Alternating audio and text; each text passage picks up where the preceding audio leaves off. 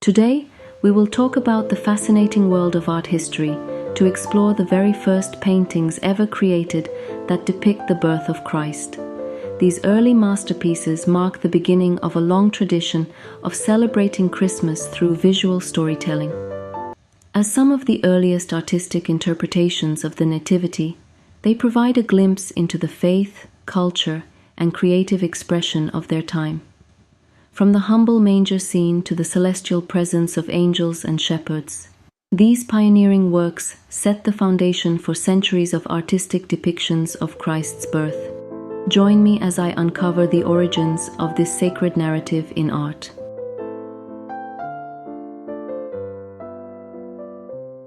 Considered the first in a line of great artists who contributed to the Renaissance, Giotto di Bondone, referred to simply as Giotto, was an Italian painter and architect from Florence in the late Middle Ages.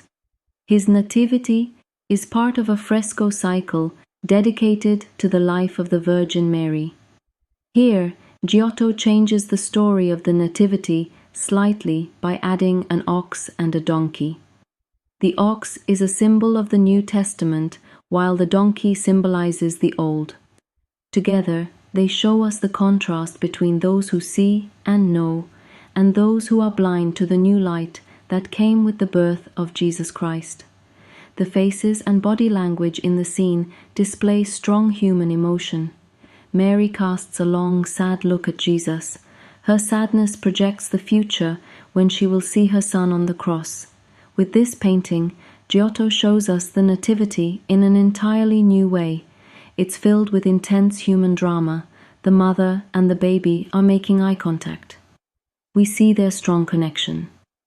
As Giotto moves away from the Byzantine style that had preceded this time period, we see figures that are warm and approachable.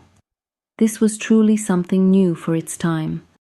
The Wilton Diptych, an outstanding example of the international Gothic style, was painted for King Richard II of England, seen kneeling before Mary and the infant Jesus. This is an extremely rare piece to have survived since late medieval times. King Richard II is presented to Mary and Jesus by his patron saint, John the Baptist, as well as by the English royal saints, Edward the Confessor and Edmund the Martyr. The scene makes reference to the Feast of Epiphany, January 6th, when Christ was adored by 3 kings. This is also the day the feast of the baptism of Christ by John the Baptist was celebrated. The figure of John appears carrying a lamb, a reference to the shepherds who visited after the birth of Christ, wearing his usual hermit's dress. The white pennant bears the cross of St. George as a symbol of Richard's kingship and of the entire kingdom of England. It is believed Shakespeare viewed this painting and was influenced by the way the angels are presented in this diptych 200 years later, when he wrote the lines for Act 3, Scene 2 of Richard II. The breath of worldly men cannot depose the deputy elected by the Lord. For every man that Bolingbroke hath pressed to lift shrewd steel against our golden crown, God for his Richard hath in heavenly pay a glorious angel. Then, if angels fight, weak men must fall, for heaven still guards the right. The Annunciation is an early Renaissance fresco by Fra Angelico. This version of the Annunciation is important in that it transitions away from a typical Gothic Annunciation painting, which contained the Archangel Gabriel visiting Mary indoors, with Mary enthroned. In this version, Gabriel visits Mary in an indoor setting.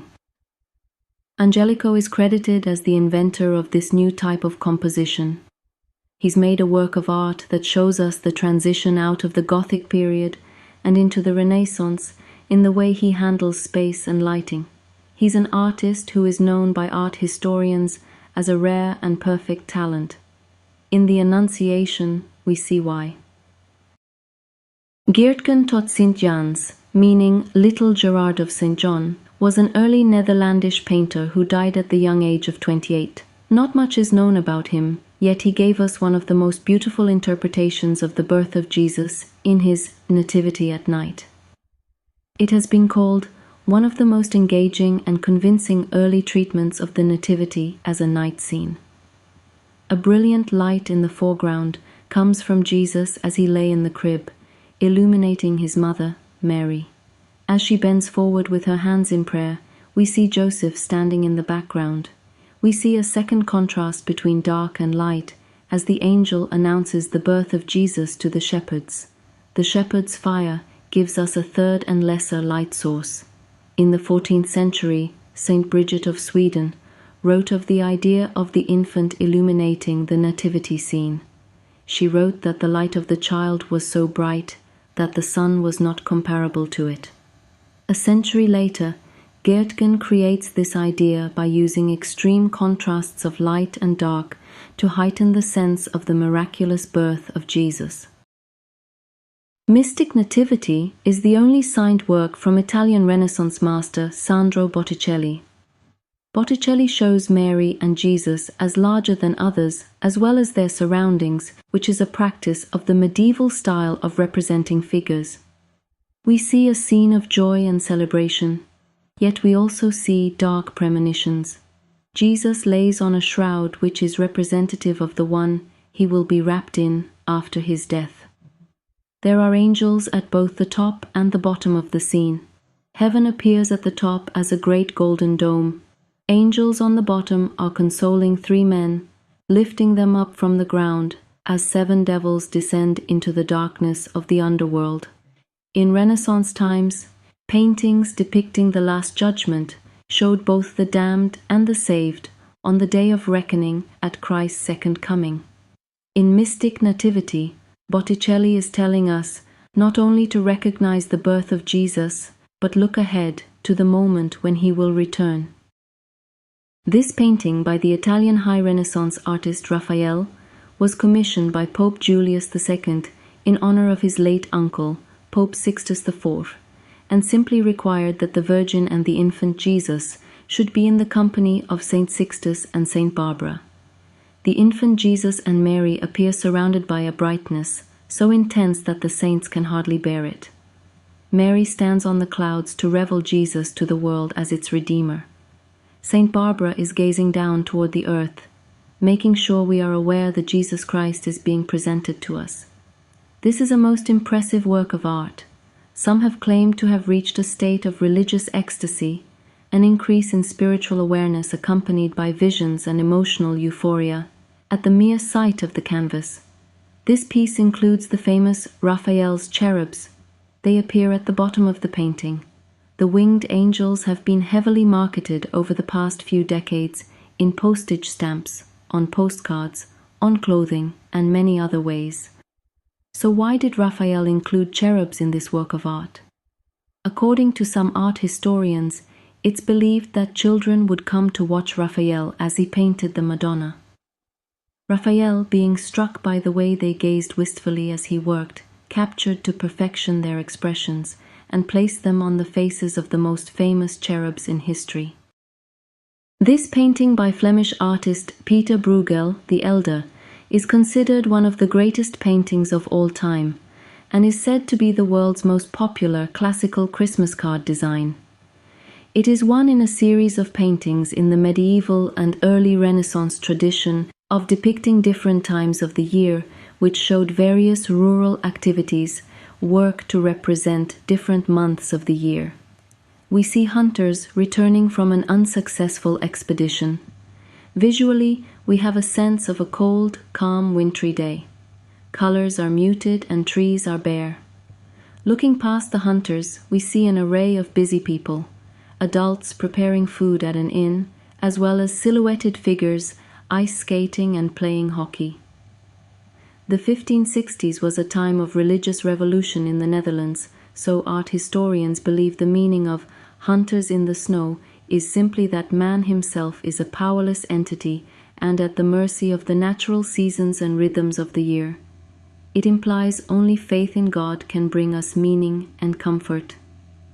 Like much of Netherlandish art of the 16th and 17th century, this is a low-key example of religious art, providing a very ordinary setting for its powerful message. Italian artist Michelangelo Merisi, aka Caravaggio, completed Adoration of the Shepherds just 1 year prior to his death. In this version of the biblical story, Caravaggio has abandoned the Renaissance method of highly decorative backgrounds. We're left with an isolated view of the figures themselves against a dark, vast background. Caravaggio was known for showing brutal realism, and some critics have even described his method for creating biblical scenes as vulgar. He stepped away from the traditional methods used up to this point. As a painter of the Baroque style, he shows us divine figures represented as ordinary people. There is no holy light source. Instead, the scene is rather dark, with only one central light source to illuminate all of the figures. He's moved away from the Renaissance way of showing ornate halos on Jesus and Mary. Instead, halos are very light, barely noticeable. In this piece, Caravaggio has beautifully used the technique that he's well known for, called chiaroscuro. Chiaroscuro is the contrast between dark and light. With this method, viewers are forced to focus on the figures, not the overall environment. He brings us a scene as if it was taken by a camera at the moment of Jesus' birth. No posed figures, no holy light coming from the newborn, no flat expressions, no staged stable scene. The area is lit by a single candle. His style leaves us with a sense that we've just walked in on this moment in time.